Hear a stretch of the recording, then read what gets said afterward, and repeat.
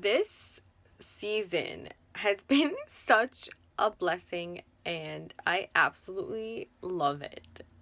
The Spoils of War. That is a very aptly named episode. It was off the charts. Oh my god. So amazing. Literally every single scene had so much going on and so much context, so much subtext.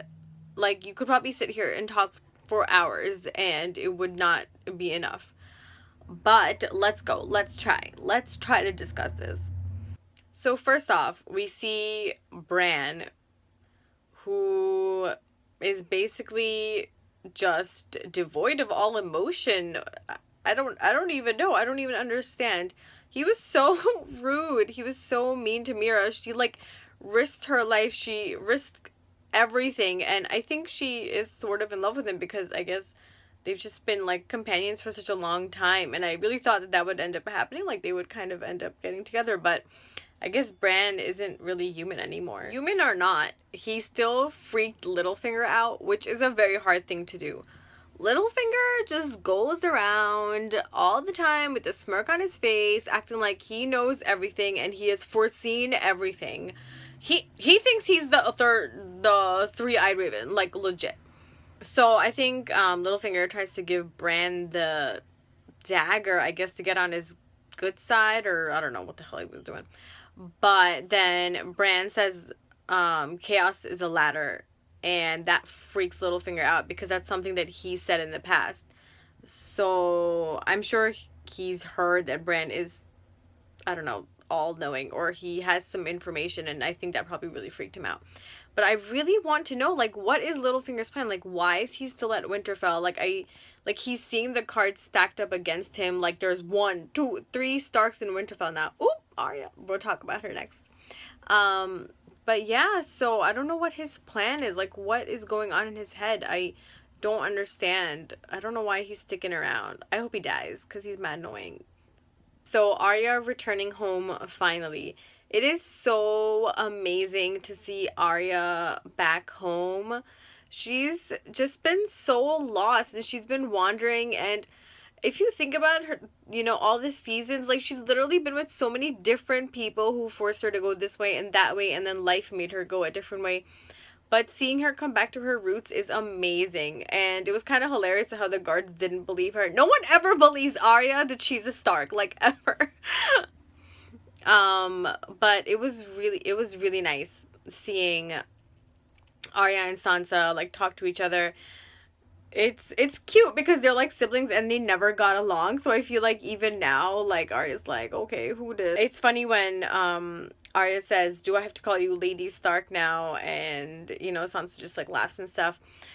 But it's true. I just feel like Sansa's just not going to be taken seriously by Arya, because Arya's just like, I ain't here for this. And after seeing that scene with Brienne where Arya really held her own, like, she knows her shit. She was fighting, although I think if Brienne really wanted to, she could have kicked Arya's butt. Arya did put up like a really good fight, like, as in, you know, she really showcased her skills. And I don't know why, but Sansa, instead of looking at her and being proud, like I get that it's shocking, but she should have been proud of her. And it's not really a surprise because Arya's always been this person.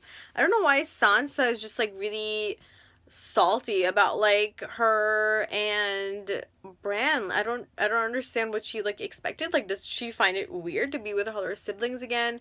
Does she think they're like a threat to her power, or does she think that they're not going to take her position seriously? I don't know. She just has a really like grouchy face on, and I don't know what it is. She's been spending too much time with Littlefinger.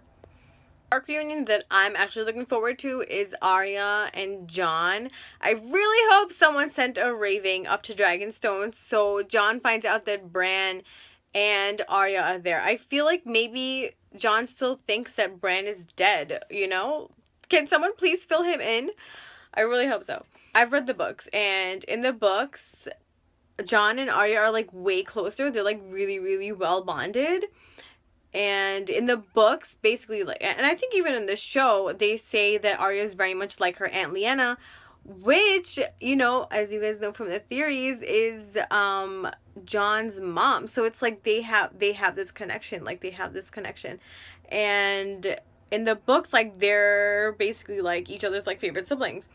And I really would love to see them together. I'm so excited for that day. I don't even know. I hope it happens next week, but I think that John's gonna be stuck on Dragonstone for some time. Speaking of John, so first of all, when Theon came to the shore, I completely forgot that John hadn't seen Theon and that all this shit has happened. Like, I don't know why. I just like forgot that he took over Winterfell and he did all of this psycho shit.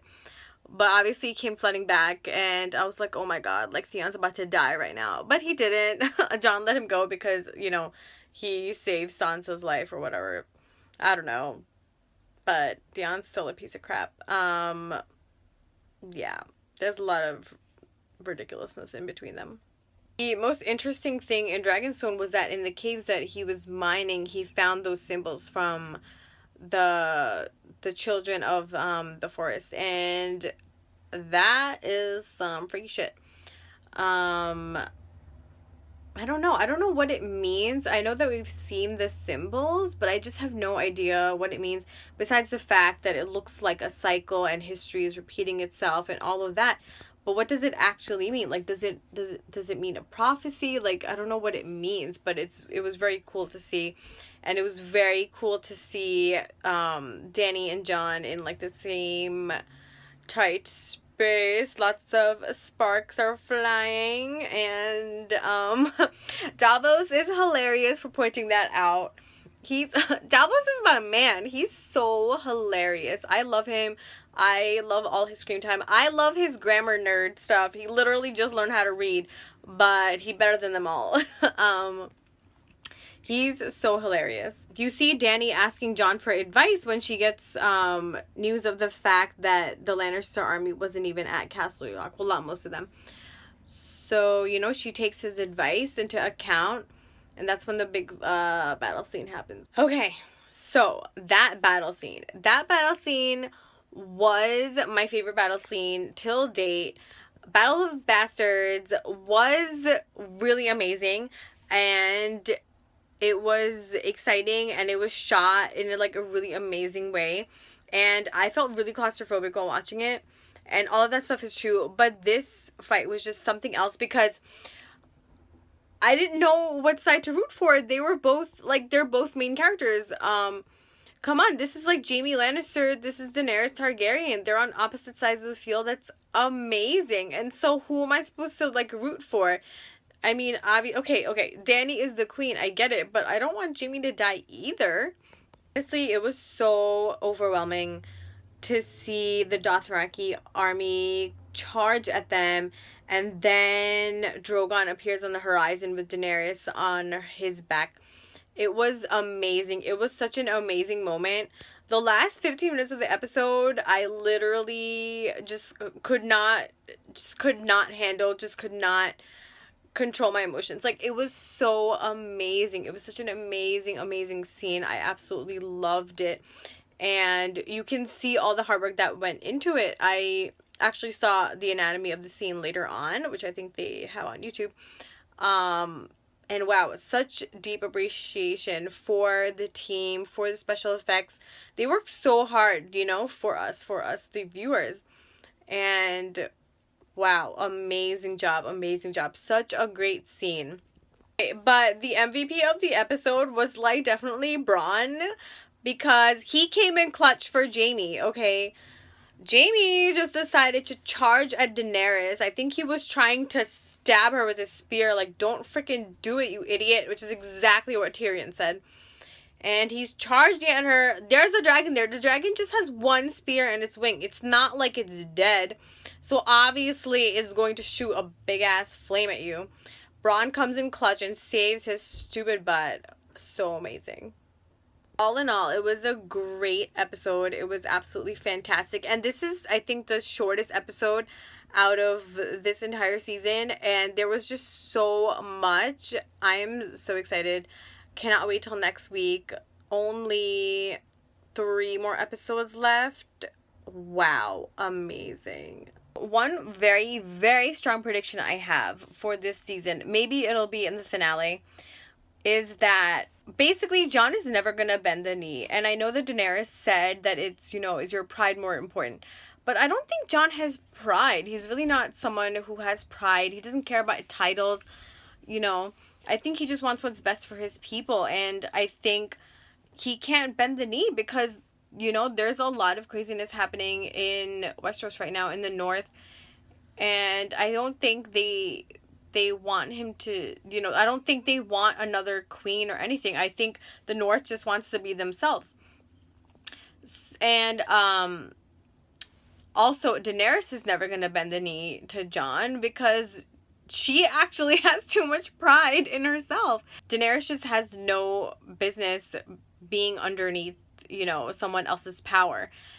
So I think what's going to end up happening is that Jon and Daenerys are just going to have an alliance. And what's the best way to have an alliance? Marriage. It's going to happen, you guys. It's going to blow our minds, but it's going to happen. Especially because, do you remember way back when? I don't remember which season it was, but basically, how there's like the prophecy.